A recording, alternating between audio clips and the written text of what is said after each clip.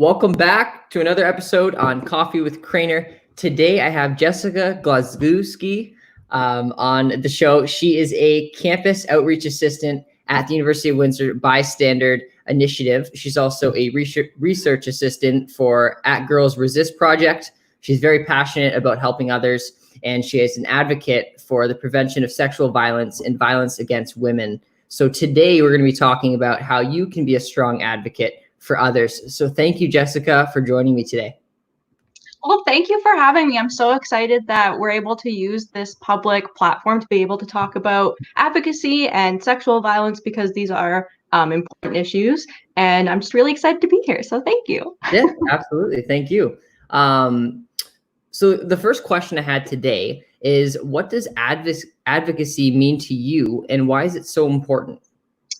So I think generally speaking, when we think of the term advocacy, we can just think about it as supporting an important cause. So I think more specifically relating to me, I think of advocacy as supporting or working with impactful initiatives that are aimed to address important social issues.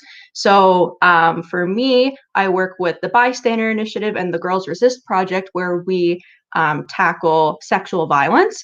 And advocacy is important because what we need to do is establish community responsibility for addressing sexual violence.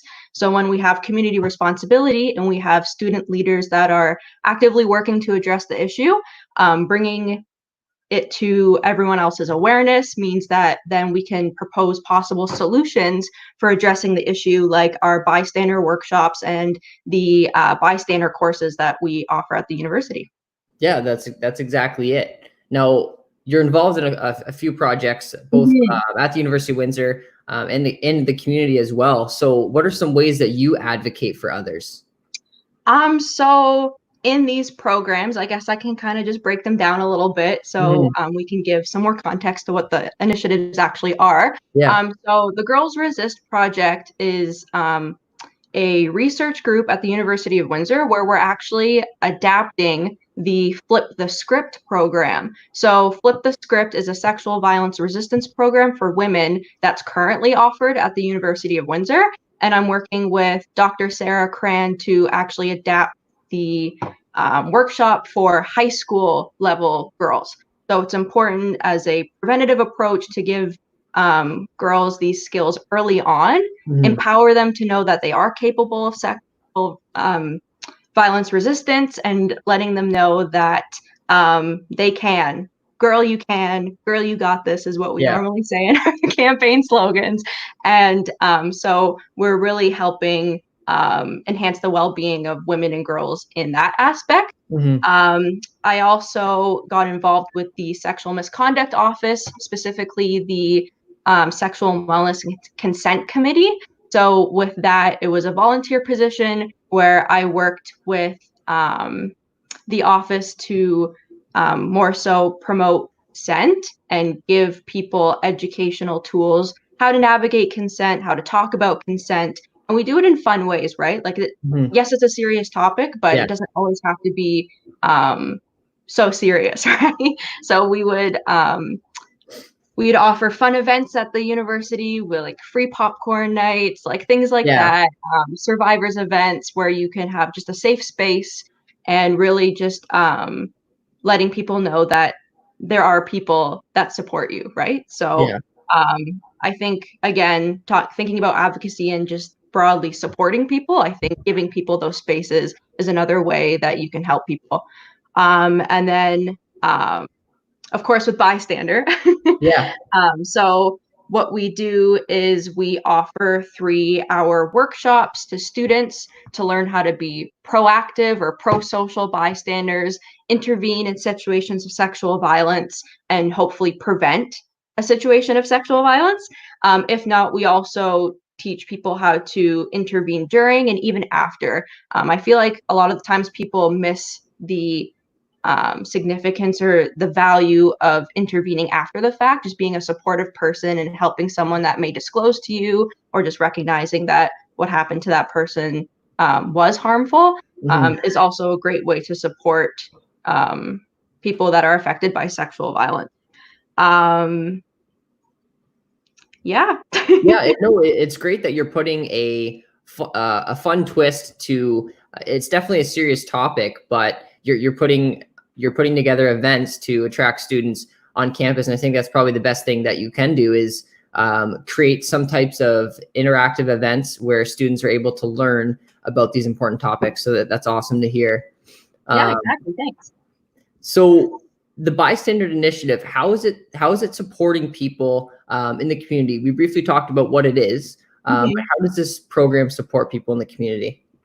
So basically what we're doing with equipping people with the tools to be these active bystanders is that we're really promoting safety, which then can lead to a thriving campus community. So just knowing that there are people that would intervene on your behalf, really reducing that diffusion of responsibility where there's a situation and there's so many people around that it's a struggle to decide, okay, who's going to be the person to do something. Well, in the workshops, we teach you about how you can be the person to step up and be a good role model for other people, which will influence others to also intervene. So we're really we're creating an environment where we're establishing zero tolerance for all forms of sexual violence, which will then again, like I said, similarly to the Girls Resist project, is really promoting the well-being and safety of everyone in our community. That's it. And I love that. And it's about being a voice for others. And today's conversation is being a strong voice and a strong advocate, not just for yourself, but for others. So you do a lot of advocacy work. What could be some things that people must consider when they become an advocate?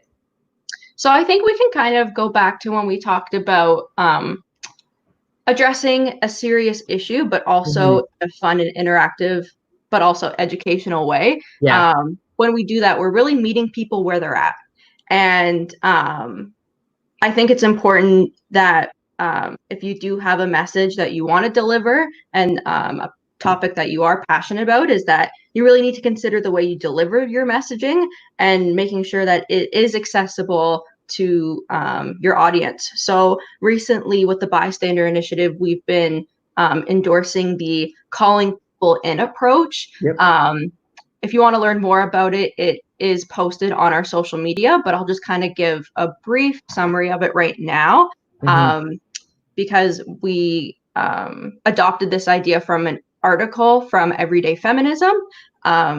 So basically, it's important to use compassion, patience, and like I said, meeting people where they're at, because when we do that, we're able to build allyship with people and actually be able to get our message across in a way that's not as intimidating. So I feel like before we were maybe told to like call out bad behavior, but when you do something like that, it could be like embarrassing to the person that's doing it and just shut them off completely.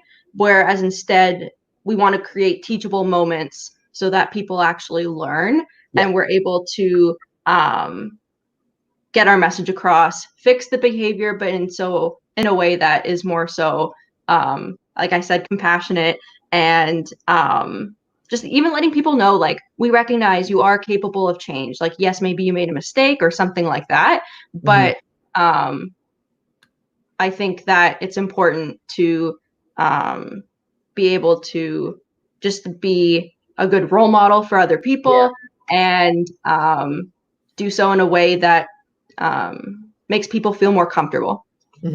So Bystander Initiative, from what I've seen, they've done numerous advocacy campaigns. What are some tips and tricks that you may have for people watching to create a strong campaign? I can even go back to when you guys had those posters throughout campus, and you had people put a testimonial about the Bystander program in their photo. That's a great example. But what would be some tips and tricks that you could have for people? Well, I think with that too, I think something that we really highlight is that the people that we feature in our posters and things like that are student leaders. They're recognizable people in the community, and having these role models represent such an important initiative shows people, maybe I should take a second glance at this poster. What is Bystander? It makes people more interested in seeing that there are people that support the initiative. it brings more legitimacy to the program. But as for tips and tricks for a campaign, really, when I think about this, I just think about having an amazing and supportive team. Yeah. I love our bystander team. We're like a little family. It's really awesome because, yes, we have our campus outreach assistants and things like that, and our facilitators and our students, but we all work together to meet the same goals. So I know for a lot of the social media campaigns I do, I can email some of our facilitators and get a picture and a testimonial within a day. Yeah. Like, I think just having a really strong team where you can bounce off ideas, get different perspectives. You may have an initial idea that could be more refined or more polished or things like that, and just brainstorming, lots of teamwork, I think is really important for the success of these types of campaigns that we do. So what are some campaigns that you've been involved with? So recently, actually, I worked on posting a guide on how to be a pro-social bystander online. And Okay. with this idea, I was thinking about how, due to physical distancing and what we're going through right now, there's a heavy reliance on digital communications. And I feel like how to be a bystander and address sexual violence online hasn't really been touched on before. Yeah. And I think right now it's something that we really need to talk about. So we posted this guide for our community, and hopefully it's been well received. It's nice to have these types of campaigns and have our social media where we can be so interactive with our audience, because we get direct messages with people thanking us for this kind of information. Yeah. And I think when we think about measuring the success of a program or something like that, for me, honestly, I think if I get one like or one direct message saying someone is so thankful for this information, I think it's well worth it, because we are clearly helping and making a difference.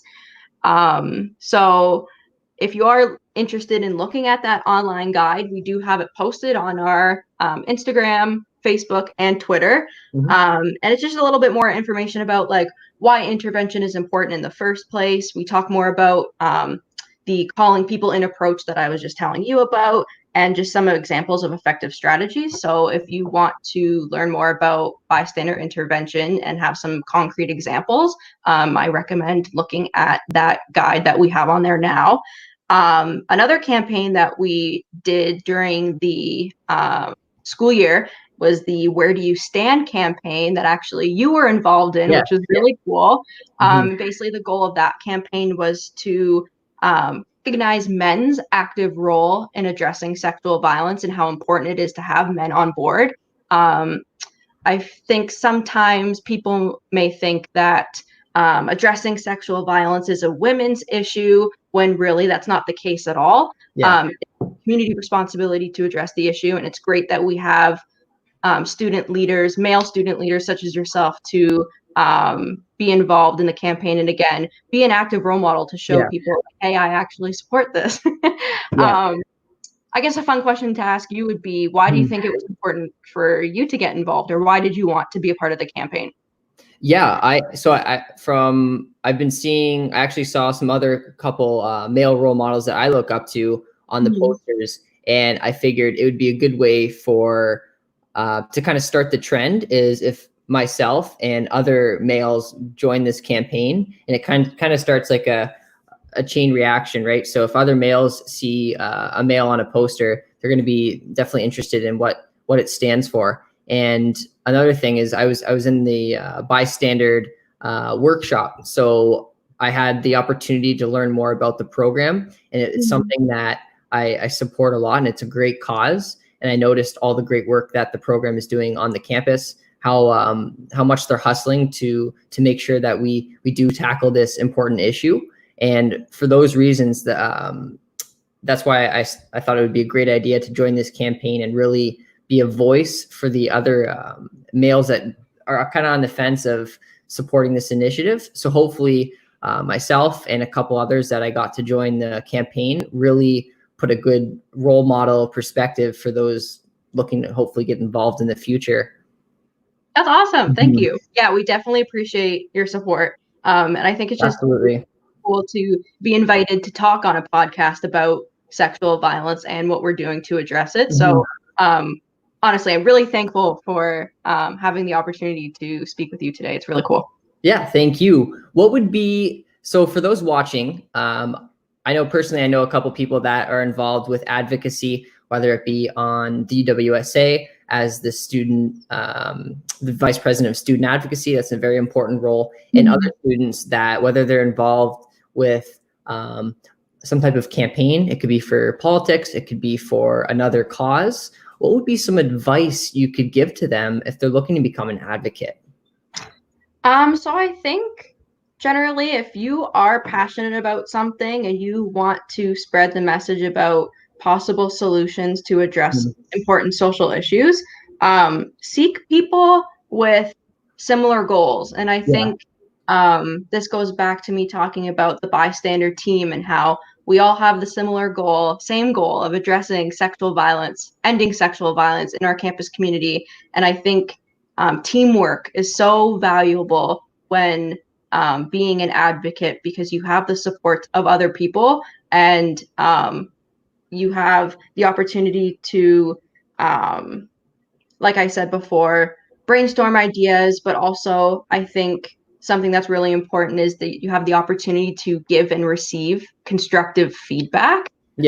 So this is something more so that we focus on in the 4,500 practicum in social change course, where students are trained to be the workshop facilitators for the bystander workshop, is having that skill, being able to constructively give positive and negative feedback is a really valuable skill. And it's important for your own professional development, because then you're able to help others, but also help yourself and be able to realize that when someone's giving you feedback, it's not personal and it's not like you've made a mistake, maybe in a situation you did, but there are people supporting you, your team, that wants to see you do better.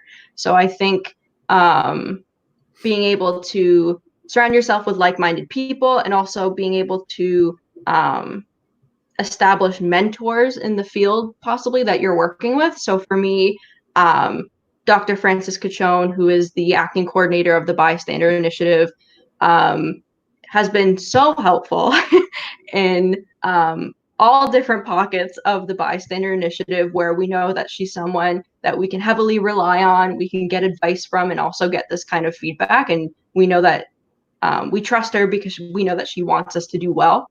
And I think just having someone that does support you and wants to see you and help you achieve your goals is really important when you want to advocate for something, especially maybe if you're newer to advocating for things. I think having that point person like Frankie has been so helpful for all of us. I think too, it'd be important to kind of touch on, like, if you're interested in advocating for an end to sexual violence, I think this is a good opportunity for me to plug in kind of different opportunities that the Bystander Initiative offers. So I think first and foremost, you can learn how to be an active bystander. So this was the regular school season, I would encourage you to take a workshop, but unfortunately we are off. So you can still do the research though, right? Like, look at our social media, Google bystander intervention, things like that. You can learn different skills and strategies on how to appropriately and effectively address sexual violence. So again, when we go back to my definition of being an advocate, where it's just generally supporting people and bringing awareness to an issue, I think you can do your role as an active bystander in addressing that issue. If you want to get more involved, though, we actually have university level courses. So I mentioned this briefly with the practicum in social change, but there's a common confusion between the workshop and the courses. So the workshop is just the 3-hour workshop that any student can take. Okay. But we actually have courses that go towards your degree audit, where you learn kind of like the background of sexual violence, why it's a social issue, sexual violence is a gender-based issue. You get kind of like the background knowledge where you're able to conceptualize sexual violence.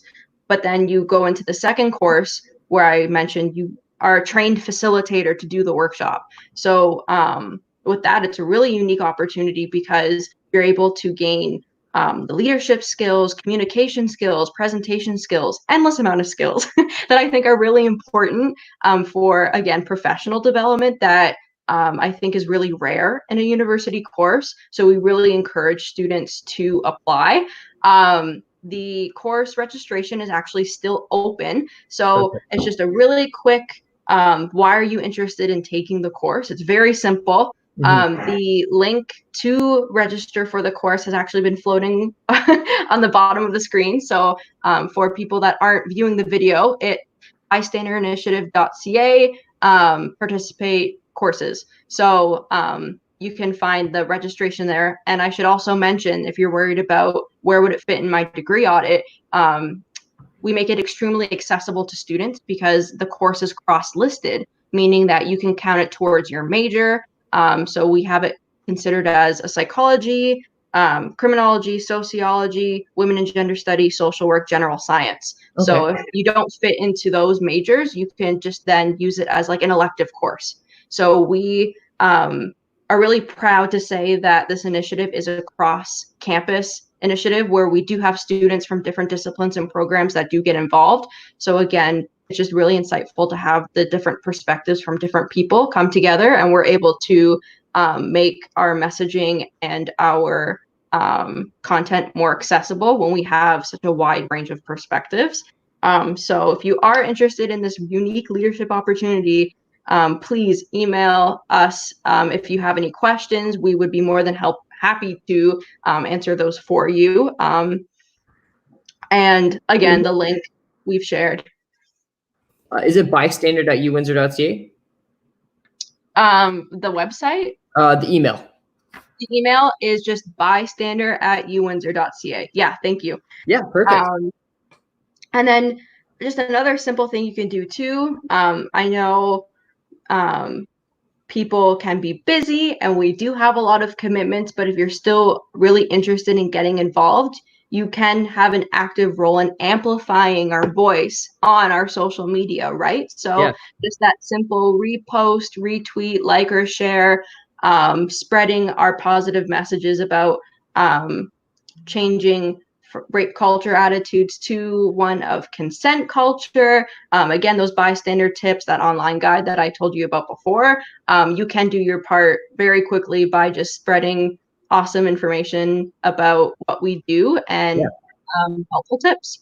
That's exactly it. And I encourage anyone watching to check out the Bystander Initiative. They are a UWindsor initiative and they help end sexual violence. They have workshops, courses, training, and they also have social media. So go check that out. They're doing great things on and off campus. So I definitely encourage anyone to either take the course or take the workshop. It's definitely a great learning opportunity. So thank you so much for joining me today, Jessica.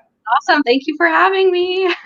Thank you. And go check out the link to register for the course today. And we'll see you next time on the Coffee with Crainer Show. Bye for now. Bye.